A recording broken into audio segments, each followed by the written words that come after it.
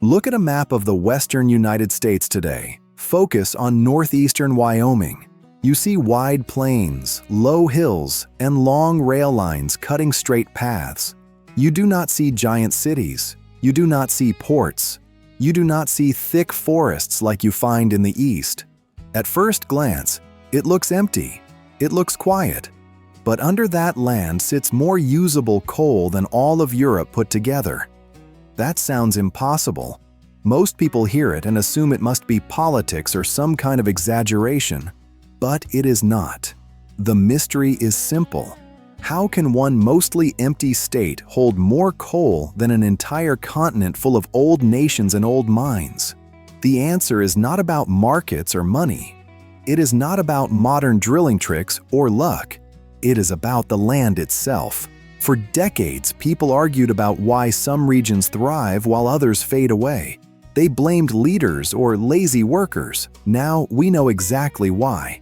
Drive through northeastern Wyoming and southern Montana today. The land rolls gently under the big sky. You will see deep cuts in the ground that expose thick, black bands of rock. Some of these bands are as tall as a house. Others are stacked one above another like layers of a giant cake. This is not coal hidden deep underground. It lies close to the surface. That single fact changes everything about how the world gets its power. Here are the facts to lock you in early. Wyoming holds over 40 billion tons of coal that we can get to right now.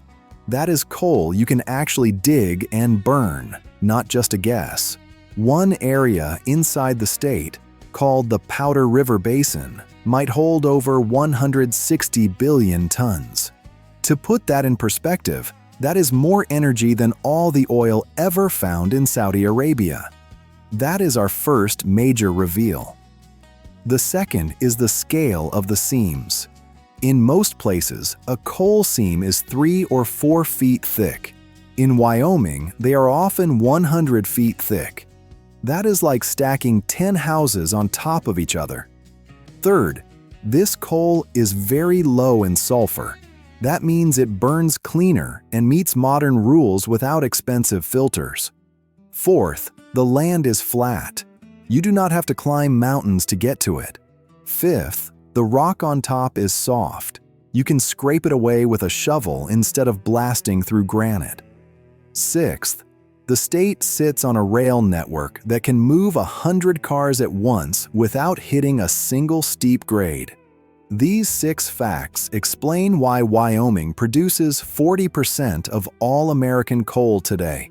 The mystery of why this happened here and not somewhere else used to baffle experts. For years, people thought all coal was basically the same. They thought it just took hard work to get it out. But in the early 1990s, teams from the University of Wyoming and the United States Geological Survey started a massive project. They wanted to map the entire basin. They used drill rigs to pull up core samples. These are long tubes of rock that show the history of the Earth like the rings of a tree. They drilled thousands of holes across hundreds of miles. They found something that shocked them. The layers of coal were perfectly flat and went on for miles without breaking. In the old coal regions of the East, the layers are twisted and broken. They are folded like a piece of paper you crumpled up in your hand. But in Wyoming, the layers look like they were laid down by a giant ruler. They dated the rocks using a method called radioactive dating. This measures how certain elements break down over time, like a geological clock. The results were clear. This coal was formed about 50 million years ago. That sounds like a long time, but in geology, that is quite young. These mountains and basins are much newer than the ones in the East. This is why the coal is so easy to reach. It has not been buried by miles of new rock or twisted by the crashing of continents. The research was published in major journals and confirmed by labs at Virginia Tech and other top schools. They proved that the geography of the West was built for mass production. To understand this, you have to look at what the world looked like back then. 50 million years ago, the center of America was a tropical paradise. It was hot and wet. Giant swamps covered the land. Trees grew tall and died, falling into the water. In most places, those trees rot away and disappear. But here, the ground was sinking. As the plants piled up, the ground dropped down at the exact same speed. This kept the plants underwater where they could not rot. They just sat there and turned into peat. Over millions of years, the weight of the water and mud on top squeezed that peat into coal. Because the ground kept sinking for so long, the pile of plants got incredibly thick. This created the massive seams we see today. If the ground had stopped sinking, the seam would be thin. If it had sunk too fast, the water would have become too deep for plants to grow. It had to be perfect. The geology had to match the biology. This happened over and over again in the Powder River Basin. This is not a theory anymore. The core samples prove it. We can see the layers of sand and mud between the coal that show when the water rose and fell. This is the 7th grade version of a complex story. The land was a giant coal factory that ran for millions of years. Now, think about what this means for someone living there today. If you live in a town like Gillette, Wyoming, your entire life is shaped by this ancient swamp. The town exists because the coal is easy to get. Because it is easy to get, it is cheap. Because it is cheap, the power plants in Texas and Illinois want it. This creates jobs, but it also creates a pattern that no person can change. The geology determined where the tracks went. It determined where the houses were built. It even determined the tax rates for the schools. When people from the coast look at the map and wonder why anyone lives in the high plains, they are missing the point. They are looking at the surface. They don't see the 100-foot thick energy source sitting just 50 feet down. Understanding this helps remove the blame people feel when their town struggles. It is not because the people in the East worked harder or the people in the West got lucky. It is because the ground stayed flat in one place and buckled in another. The land wrote the rules before the first human ever stepped foot on the continent. Geography is permanent on a human timescale. We are just living on top of it. Let's look at the smoking gun evidence that settled the debate. Geologists found that the rocks in Wyoming contain specific minerals that only come from the mountains to the west. They tracked these minerals and found they were washed down by ancient rivers into the swamps. By measuring the size of these mineral grains, they could tell how fast the water was moving.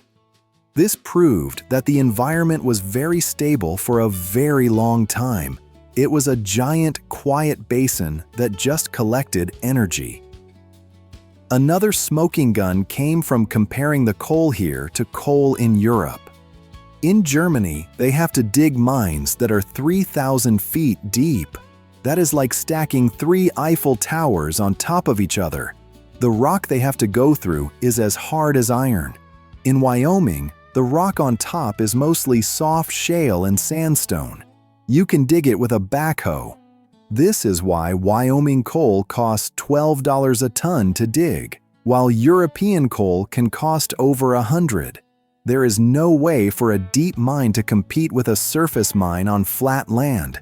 The math is brutal and final. It is why the old mines are closing and the Wyoming pits stay open. The evidence proves that the shape of the land is the boss of the economy. The breakthrough in understanding the scale of this was helped by satellite mapping. In the late 2000s, new sensors could see through the top layer of soil. They mapped the entire basin from space. They found that the coal seams were even bigger than they thought. They found seams that stretched for 50 miles without a single break. This confirmed the work done by the drillers years before. It showed that the Powder River Basin is a single massive unit of energy. This is a level of geographic dominance that is hard to wrap your head around.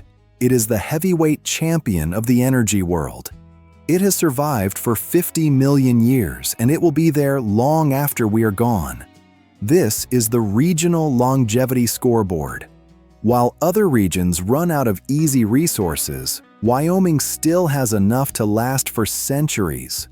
The Rockies to the west are only 80 million years old. These coal basins are even younger. They are fresh and untouched compared to the worn-down hills of the east. If you drive down Interstate 90 today, you can see this in action. You will pass the Black Thunder Mine. It is so big you can see it from an airplane. They move more earth there in a day than was moved to build the Great Pyramid. They use trucks that are the size of a two-story house. One tire on these trucks costs more than a new pickup. But they can do this because the land is open and flat. They don't have to worry about narrow valleys or steep cliffs. This is the systematic timeline of success. First, the geography provides the thick coal. Second, the flat land allows the big machines. Third, the rail lines move the product. Every step is made easier by the geology.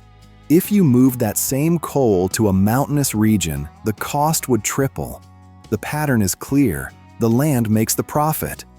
The relief this brings to people is real. For a long time, residents of the Rust Belt and the old coal country felt like they were being punished. They felt like they did something wrong because their mines were closing. But the geology shows that it was never a fair fight. You cannot compete with a 100-foot seam of coal that you can dig with a tractor. The Eastern Mountains are 300 million years old. They have been squeezed, folded, and buried deep. The coal there is high quality, but it is hard to get. It is like trying to get a coin out of a deep, narrow crack in the sidewalk versus picking one up off the floor. Geography determined that the East would be the first to power the country, but it also determined that the West would take over once the easy stuff was gone. This is not about who is smarter or who works harder. It is about physics. We also have to look at the water. Every coal mine needs water, but it also has to deal with groundwater. In many regions, mines flood and have to be pumped constantly. This costs a fortune. But in the high plains of Wyoming, the climate is dry. There isn't as much water to deal with.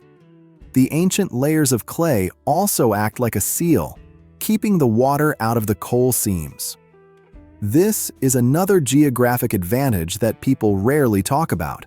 It is one more reason why the cost of mining here is the lowest in the world. The researchers at Montana State proved this by measuring the flow of underground water through the basin. They found that the coal acts as its own container. It is a perfect storage system designed by nature. This brings us to the final piece of the puzzle. Why does the coal burn so well? It is because it was never cooked too much. If coal gets buried too deep, the heat from the center of the earth turns it into hard anthracite. That coal is great, but it is rare and hard to find. If it doesn't get buried enough, it stays as brown lignite, which doesn't have much energy. Wyoming coal is in the Goldilocks zone. It was buried just deep enough for just long enough. The weight of the rock on top was exactly right. This is another reveal. The depth of the burial was perfect. If the mountains to the west had been a mile taller, they would have dumped too much rock on the basin. The coal would have been crushed. If they had been a mile shorter, there wouldn't have been enough weight. Everything had to be just right. People often ask if this will last forever. On a human scale, it might as well. We have barely scratched the surface of the 40 billion tons. Even if we keep digging at the current rate, there is enough for 200 years. The geography is a permanent bank account. The interest is the low cost of living and the steady jobs. This is the territorial anxiety relief that people need. Your region is what it is because of forces that started before the dinosaurs were cold in the ground. You are part of a massive geological story. The decline of one area and the rise of another is just the land revealing its secrets over time. When you understand that the ground under your feet was once a tropical swamp that sank at the perfect speed, the world makes more sense. It isn't random. It isn't a mistake. It is the result of millions of years of rock and water doing exactly what they were supposed to do. The case for Wyoming's dominance is now fully built. We have the core samples that show the thickness. We have the radioactive dating that shows the age. We have the mineral mapping that shows where the sediments came from. We have the satellite data that shows the scale.